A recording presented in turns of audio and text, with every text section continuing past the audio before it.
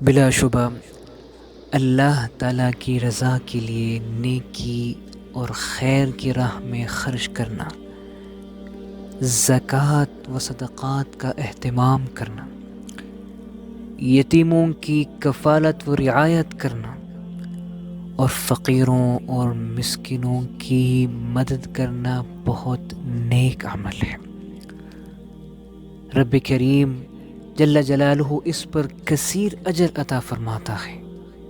اسی لیے نبی رحمت للعالمین صلی اللہ علیہ وسلم صدقات و خیرات کا اور فقراء و مساکین کی مدد کا بہت اہتمام کرتے اور ضرورت مندوں اور محتاجوں کی ضرورت پوری فرمایا کرتے تھے۔ اور اسی طرح تمام صحابہ کرام رضی اللہ تعالی عنہم کا بھی یہی معمول تھا۔ اور اس سلسلے میں حضرت عثمان ذی النورین رضی اللہ تعالی عنہ کی شان بہت ہی اعلیٰ اور نرالی تھی۔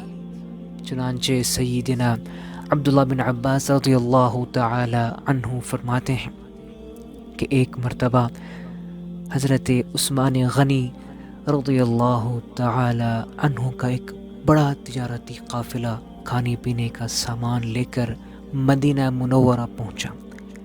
لوگوں کو اس کی اطلاع ہوئی تو وہ ان کے دروازے پر حاضر ہوئے۔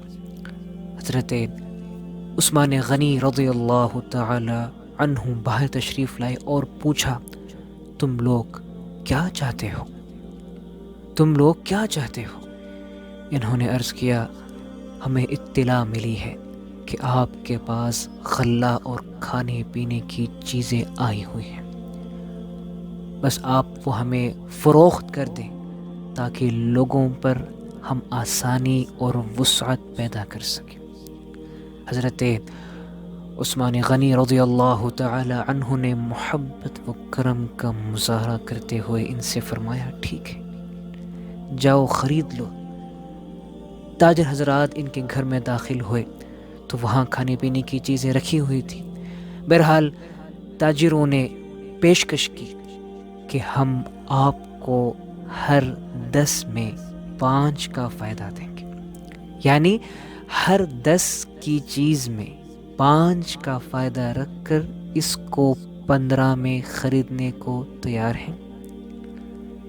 اس پر حضرت عثمان غنی رضی اللہ تعالی عنہم نے فرمایا، مجھے اس سے زیادہ دینے والے موجود ہیں۔